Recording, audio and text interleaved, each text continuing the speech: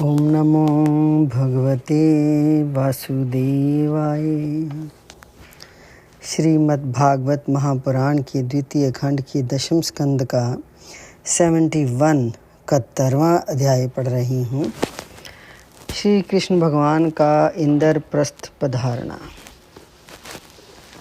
श्री सुखदेव जी कहते हैं, परीक्षित, भगवान श्री कृष्ण के वचन सुनकर महामती उद्धव जी ने देवऋषि नारद सभासद और भगवान श्री कृष्ण के मत पर विचार किया और वे फिर कहने लगे, भगवान, देवऋषि नारद जी ने आपको ये सलाह दी है कि फुफेरे भाई पांडवों के राजसूय यज्ञ में सम्मिलित होकर उनकी सहायता करनी चाहिए। उनका ये कथन ठीक ही है और साथ ही ये भी ठीक है कि शरणागतों की रक्षा अवश्य कर्तव्य है। प्रभु, जब हम इस दृष्टि से विचार करते हैं कि राजसूय यज्ञ वही कर सकता है जो 10 दिशाओं पर विजय प्राप्त कर ले, तब हम इस निर्णय पर बिना किसी दुविधा के पहुंच जाते हैं कि पांडवों के यज्ञ और शरणागतों की रक्षा दोनों कामों के लिए जरासंध को जीतना आवश्यक है। केवल जरासंध को जीत लेने से ही हमारा महान उद्देश्य सफल हो जाएगा, साथ ही उससे बंदी राजाओं की मुक्ति और उसके कारण आपको सुयश की प्राप्ति हो जाएगी। राजा जरासंध बड़े बड़े लोगों के भी दांत खट्टे कर देता है, क्योंकि 10,000 हाथियों का बल उसे प्राप्त है। उसे यदि हरा सकते हैं तो केवल भीमसेन, क्योंकि वे भी वैसे ही बली हैं। उसे आमने सामने के युद्ध में एक वीर जीत ले, यही सबसे अच्छा है। 100 अक्षौणी सेना लेकर जब वे युद्ध के लिए खड़ा होगा, उस समय उसे जीतना आसान न होगा। जरासंध बहुत बड़ा ब्राह्मण भक्त है। यदि ब्राह्मण उससे किसी बात की जांचना करते हैं तो वे कभी कोरा जवाब नहीं देता। इसलिए भीमसेन ब्राह्मण के वेश में जाए और उससे युद्ध की भिक्षा मांगे। भगवान, इसमें संदेह नहीं कि यदि आपकी उपस्थिति में भीमसेन और जरासंध का द्वंद्व युद्ध हो तो भीमसेन उसे मार डालेंगे। आप सर्वशक्तिमान, रूप रहित काल स्वरूप हैं। विश्व की सृष्टि और प्रलय आपकी ही शक्ति से होता है। ब्रह्मा और शंकर तो उसमें निमित्त मात्र हैं। इसी प्रकार जरासंध का वध तो होगा, आपकी शक्ति से भीमसेन केवल उसमें निमित्त मात्र ही बनेंगे। जब इस प्रकार आप जरासंध का वध कर डालेंगे, तब कैद में पड़े हुए राजाओं की रानियां अपने महलों में आपकी इस विशुद्ध लीला का गान करेंगी कि आपने उनके शत्रु का नाश कर दिया और उनके प्राणपतियों को छुड़ा दिया। ठीक वैसे ही जैसे गोपियाँ शंखचूड़ से छुड़ाने की लीला का आपके शरणागत मुनिगण गजेंद्र और जानकी जी के उद्धार की लीला का तथा हम लोग आपके माता पिता को कंस के कारागार से छुड़ाने की लीला का गान करते हैं। इसलिए प्रभु, जरासंध का वध स्वयं ही बहुत से प्रयोजन सिद्ध कर देगा। बंदी नरपतियों के पुण्य परिणाम से अथवा जरासंध के पाप परिणाम से सच्चिदानंद स्वरूप श्री कृष्ण आप भी तो इस समय राजसूय यज्ञ का होना ही पसंद करते हैं। इसलिए पहले आप वहीं पधारिए। श्री सुखदेव जी कहते हैं, परीक्षित, उद्धव जी की यह सलाह सब प्रकार से हितकर और निर्दोष थी। देवऋषि नारद, यदुवंश के बड़े बूढ़े और स्वयं भगवान श्री कृष्ण ने भी उनकी बात का समर्थन किया। जब अंतर्यामी भगवान श्री कृष्ण ने वासुदेव आदि गुरुजनों से अनुमति लेकर दारुक, यत्र आदि सेवकों को इंद्रप्रस्थ जाने की तैयारी करने के लिए आज्ञा दी, इसके बाद भगवान श्री कृष्ण ने जदुराज उग्रसेन और बलराम जी से आज्ञा लेकर बाल बच्चों के साथ रानियों और उनके सब सामानों को आगे चला दिया और फिर दारुक के लाए हुए गरुड़ ध्वज रथ पर स्वयं सवार हुए। इसके बाद रथों, हाथियों, घुड़सवारों और पैदलों की बड़ी भारी सेना के साथ उन्होंने प्रस्थान किया। उस समय मृदंग, नगारे, ढोल, शंख और नरसिंगों की ऊंची ध्वनि से दसों दिशाएं गूंज उठीं। सती शिरोमणि रुक्मणी जी आदि सहस्र श्री कृष्ण पत्नियां अपनी संतानों के साथ सुंदर सुंदर वस्त्राभूषण, चंदन, अंगराग और पुष्पों के हार आदि से सज धज कर डोलियां, रथों और सोने की बनी हुई पालकियों में चढ़कर अपने पतिदेव भगवान श्री कृष्ण के पीछे पीछे चलीं। पैदल सिपाही हाथों में ढाल तलवार लेकर उनकी रक्षा करते हुए चल रहे थे। इसी प्रकार अनुचरों की स्त्रियां और वारांगनाएं भली भांति श्रृंगार करके खास आदि के झोंपड़ियों, भांति भांति के तंबुओं, कनातों, कंबलों और ओढ़ने बिछाने आदि की सामग्रियों को बैलों, भैंसों, गधों और खच्चरों पर लाद कर तथा स्वयं पालकी, ऊंट, शक्कड़ों और हथनियों पर सवार होकर चली। जैसे मगरमच्छों और लहरों की उछल कूद से क्षुब्ध समुद्र की शोभा होती है, ठीक वैसे ही अत्यंत कोलाहल से परिपूर्ण फहराती हुई बड़ी बड़ी पताकाओं, छत्रों, चवरों, श्रेष्ठ अस्त्र शस्त्रों, वस्त्राभूषणों, मुकुटों, कवचों और दिन के समय उन पर पड़ती हुई सूर्य की किरणों से भगवान श्री कृष्ण की सेना अत्यंत शोभामान हुई। देवऋषि नारद जी भगवान श्री कृष्ण से सम्मानित होकर और उनके निश्चय को सुनकर बहुत प्रसन्न हुए। भगवान के दर्शन से उनका हृदय और समस्त इंद्रियां परमानंद में मगन हो गई। विदा होने के समय भगवान श्री कृष्ण ने उनका नाना प्रकार की सामग्रियों से पूजन किया। तब देवऋषि नारद ने उन्हें मन ही मन प्रणाम किया और उनकी दिव्य मूर्ति को हृदय में धारण करके आकाश मार्ग से प्रस्थान किया। इसके बाद भगवान श्री कृष्ण ने जरासंध के बंदी नरपतियों के दूत को अपनी मधुर वाणी से आश्वासन देते हुए कहा, दूत, तुम अपने राजाओं से जाकर कहना, डरो मत, तुम लोगों का कल्याण हो, मैं जरासंध को मरवा डालूंगा। भगवान की ऐसी आज्ञा पाकर वे दूत गिरिव्रज चला गया और नरपतियों को भगवान श्री कृष्ण का संदेश ज्यों का त्यों सुना दिया। वे राजा भी कारागार से छूटने के लिए शीघ्र से शीघ्र भगवान के शुभ दर्शन की बाट जोहने लगे।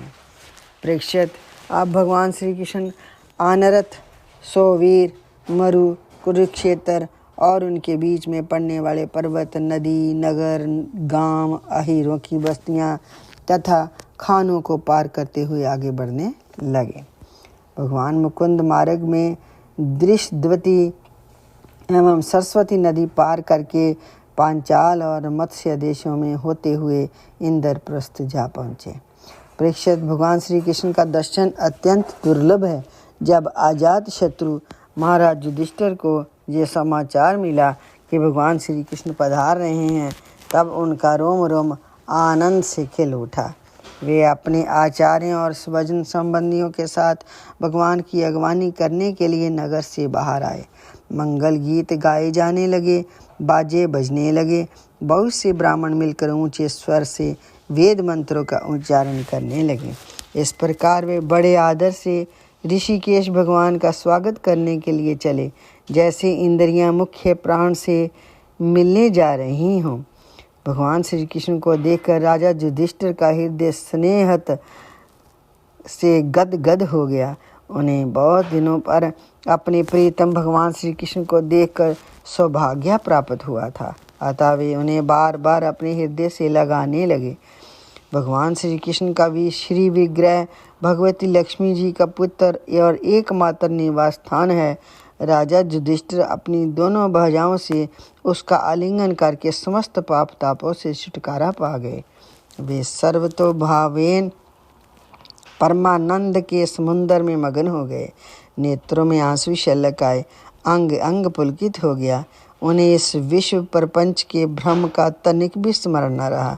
तदंतर भीमसेन ने मुस्कुराकर अपने मेरे भाई श्री कृष्ण का आलिंगन किया। इससे उन्हें बड़ा आनंद मिला। उस समय उनके हृदय में इतना प्रेम उमड़ा कि उन्हें बाहरा विस्मृति सी हो गई। नकुल, सहदेव और अर्जुन ने भी अपने परम प्रियतम और हितैषी भगवान श्री कृष्ण का बड़े आनंद से आलिंगन प्राप्त किया। उस समय उनके नेत्रों में आंसुओं की बाढ़ सी आ गई थी। अर्जुन ने पुनः भगवान श्री कृष्ण का आलिंगन किया। नकुल और सहदेव ने अभिवादन किया और स्वयं भगवान श्री कृष्ण ने ब्राह्मणों और कुरुवंशी वृद्धों को यथायोग्य नमस्कार किया। कुरु, श्रृंज्या और केकय देश के नरपतियों ने भगवान श्री कृष्ण का सम्मान किया और भगवान श्री कृष्ण ने भी उनका यथोचित सत्कार किया। सूत, मागध, वंदीजन और ब्राह्मण भगवान की स्तुति करने लगे तथा गंधर्व, नट, विदूषक आदि मृदंग, शंख, नगारे, वीणा, ढोल और नरसिंगे बजा बजाकर कमल नयन भगवान श्री कृष्ण को प्रसन्न करने के लिए नाचने गाने लगे। इस प्रकार परम यशस्वी श्री कृष्ण ने अपने सुहृद स्वजनों के साथ सब प्रकार से सुसज्जित इंद्रप्रस्थ नगर में प्रवेश किया। उस समय लोग आपस में भगवान श्री कृष्ण की प्रशंसा करते चल रहे थे। इंद्रप्रस्थ नगर की सड़कें और गलियां मतवाले हाथियों के मद से तथा सुगंधित जल से सींच दी गई थी। जगह जगह रंग बिरंगी झंडियां लगा दी गई थी। सुनहले तोरण बांधे हुए थे और सोने के जल भरे कलश स्थान स्थान पर शोभा पा रहे थे। नगर के नर नारी नहा धोकर तथा नए वस्त्र, आभूषण, पुष्पों के हार, इतर फुलेल आदि से सज धज कर घूम रहे थे। घर घर में ठौर ठौर पर दीपक जलाए गए थे जिनसे दीपावली की सी छटा हो रही थी। प्रत्येक घर के झरोके से धूप का धुआं निकलता हुआ बहुत ही भला मालूम होता था। सभी घरों के ऊपर पताकें फहरा रही थीं तथा सोने के कलश और चांदी के शिखर जगमगा रहे थे। भगवान श्री कृष्ण इस प्रकार के महलों से परिपूर्ण पांडवों की राजधानी इंद्रप्रस्थ नगर को देखते हुए आगे बढ़ रहे थे। जब युवतियों ने सुना कि मानव नेत्रों के पान पात्र अर्थात अत्यंत दर्शनीय भगवान श्री कृष्ण राजपथ पर आ रहे हैं, जब उनके दर्शन की उत्सुकता के आवेग से उनकी चोटियां और साड़ियां की गांठें ढीली पड़ी गईं। उन्होंने घर का कामकाज तो छोड़ ही दिया, सेज पर सोए हुए अपने पतियों को भी छोड़ दिया और भगवान श्री कृष्ण का दर्शन करने के लिए राजपथ पर दौड़ आए।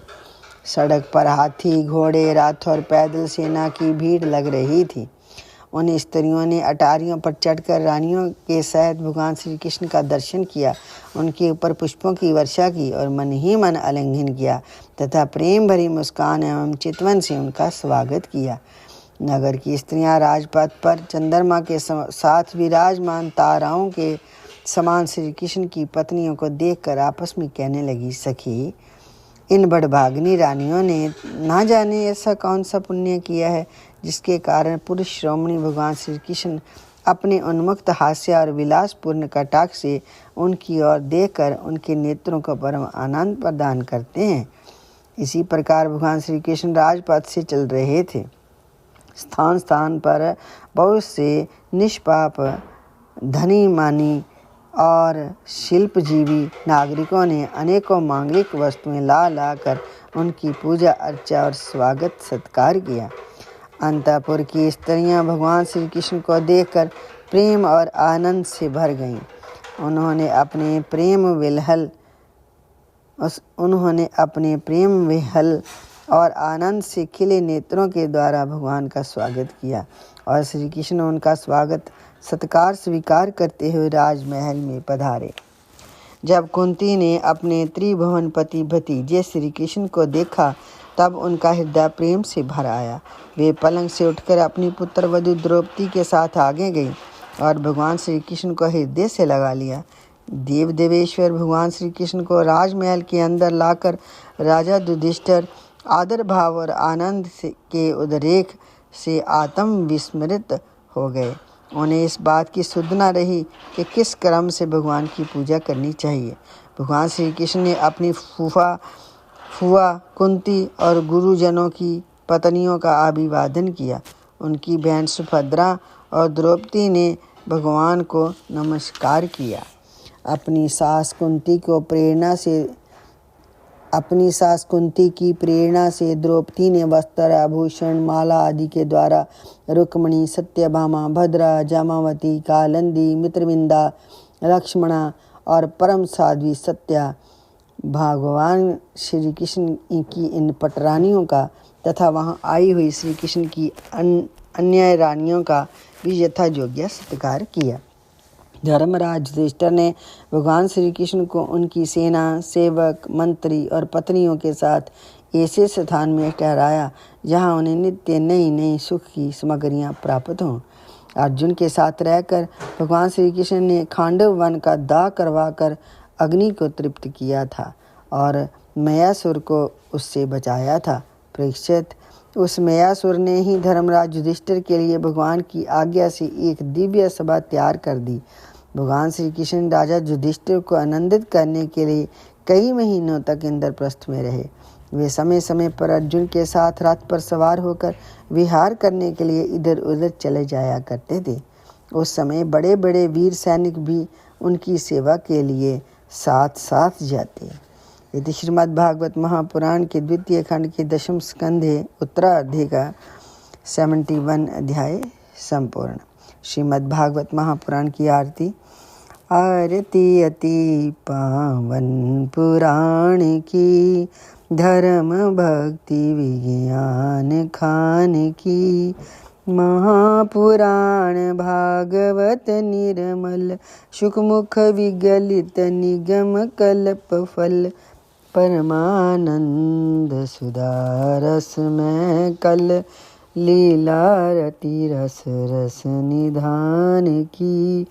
आरती अति पावन पुराण की।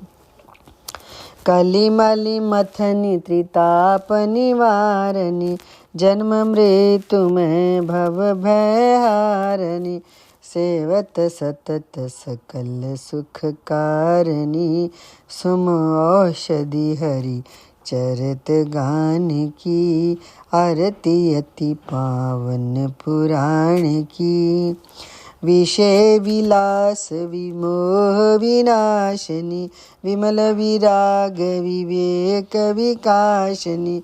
भगवत तत्व रहस परकाशनी, परम ज्योति परमात्म ज्ञान की। आरती अति पावन पुराण की। परमहंस मुनि मन उल्लासनी, रसक हृदय रस रास विलासिनी। भुगति मुक्ति रति प्रेम सुदासिनी, कथाया किंचन प्रिय सुजान की। आरती अति पावन पुराण की। धर्म भक्ति विज्ञान खान की। ओम नमो भगवते वासुदेवाय।